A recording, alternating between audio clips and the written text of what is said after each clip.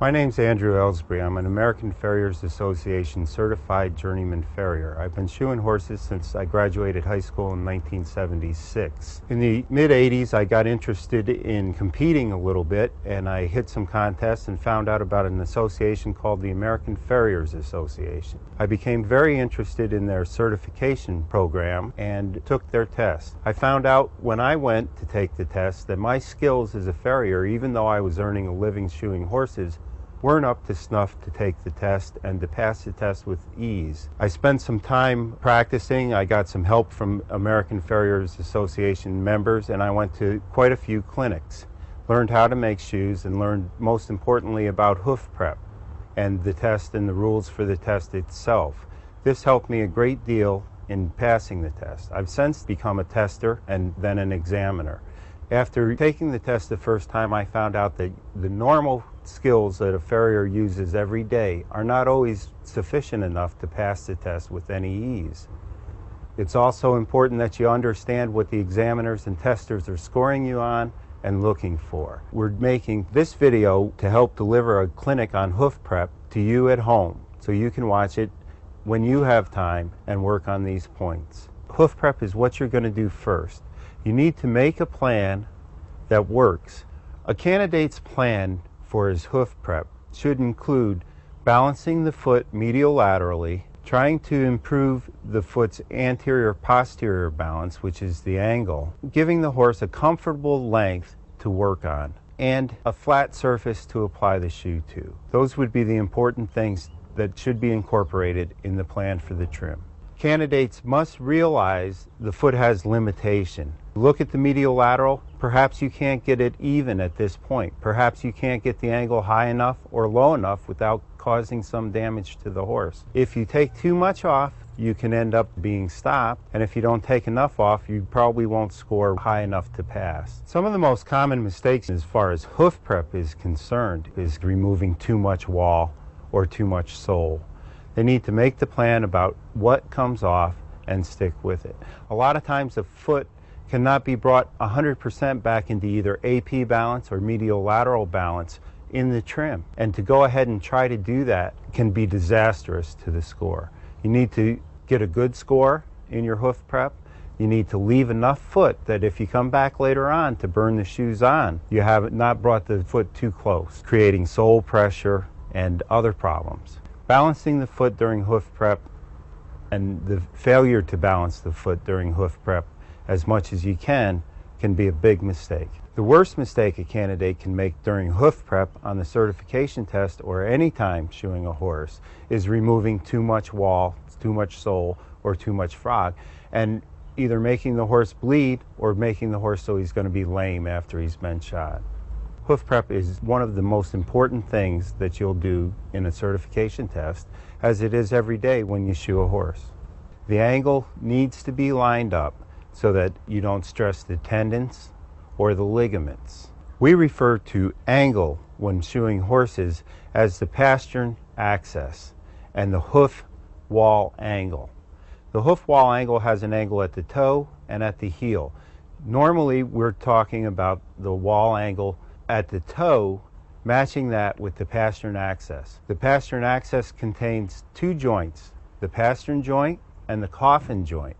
The pastern axis we'd like to have lined straight up, so all three bones, the coffin joint, the long pastern, and the short pastern, are in a straight line. In best cases, the hoof wall angle at the toe matches the angle of the pastern axis. If an angle is left too low and the heel's too underrun, the foot will not be balanced. One of the most common mistakes that candidates make in regard to angle is leaving the heels too far underrun, trying too hard to match up a high-low pair. You need to be conservative.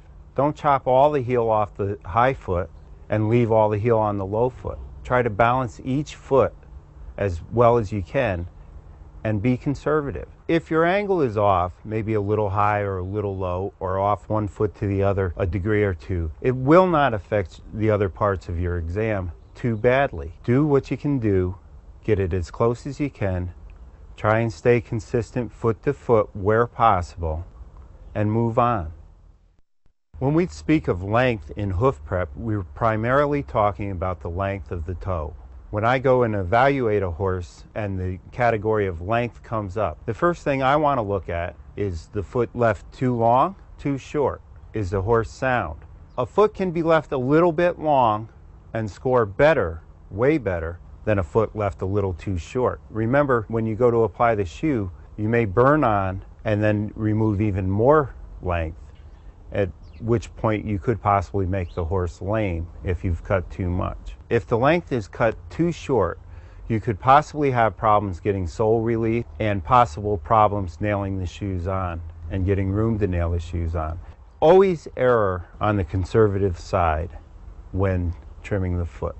The most common mistake I see in regards to length is over trimming, over paring of the sole, and cutting the foot too short. A candidate needs to have a sound knowledge of horses, anatomy, and the biomechanics of the foot. And this will help them decide how much foot needs to come off and how much needs to stay. It's very important, especially during the test, to know that a farrier has an understanding of how much foot a horse can work with and how much foot a horse needs in order to protect the sensitive structures and the coffin bone inside the hoof capsule. A foot should be 5 parts, almost 5 equal parts: a toe, the quarters, and the heel quarters.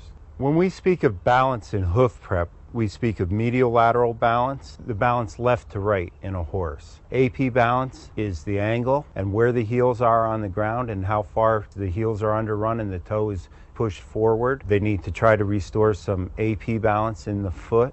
I actually set up making my shoe with my hoof prep. I try to carve right in there a toe, quarters, and heel quarters. Medial lateral balance is important because a horse should hit the ground flat, land flat. His legs should be standing in the center of his hoof. The way that I check medial lateral balance is to set the horse's foot down underneath him, try and get him standing square, walk out in front of him, and assess whether the cannon bone is coming straight down into the hoof capsule. One of the most common mistakes I see candidates make regarding medial lateral balance is no horse is perfect. Horses' conformation are going to dictate the flare to the hoof. All horses are going to have some flare to the hoof. A lot of times a horse will have a low side and a high side. When you decide your plan for fixing the medial lateral balance, the high side should be trimmed. But you don't have to trim the high side down until it bleeds in order to fix it. Just show the examiner or the tester that you knew which side of the foot to trim and get it as flat as you can. If the sole is not prepared right, it can wreck the rest of your trim. If you take out too much sole, your tendency will be to take off too much wall, therefore ending up too short and sore. The sole is something that in most cases, if you can get away with it, just wire brush it, take away the parts on the outside that are going to rest on the shoe, and stay away from it. A candidate needs to understand and practice being conservative in trimming frogs every day. They need to understand how sharp their tools need to be to go there and just clean up the corners, straighten up the edges, keep their knife perpendicular to the bottom of the foot. Do not narrow the frog at the top. Don't take anything off the frog that doesn't need to come off. A wire brush is a much better tool for trimming 90% of the frog than is a knife. The frog pretty much stands by itself in hoof prep. It needs to be cleaned up so that you have room to fit the heels of your shoes. But if you do a bad job on the frog, it's going to be right there in the middle of the foot, staring back at the examiner or tester as he evaluates your job. We like to see a foot that has at least 50% of the foot behind the widest part, 50% in front, has a toe, has quarters, and the heels. The more equal you can get these parts, and the more you can help that AP balance of 50% in front of the widest part, 50% behind, the better job you'll have and the easier it will be for you to shape a shoe to fit that foot. One of the most common mistakes I see at certifications regarding the hoof wall is that a candidate doesn't take a few extra seconds to run a sanding block over top of the hoof wall. It should be easy to get a high score on hoof wall finish. Just take a few minutes. Don't put any marks in it with a rasp that you can't take out with the sanding block, and just do a nice job. Leave it pretty. as you should every day.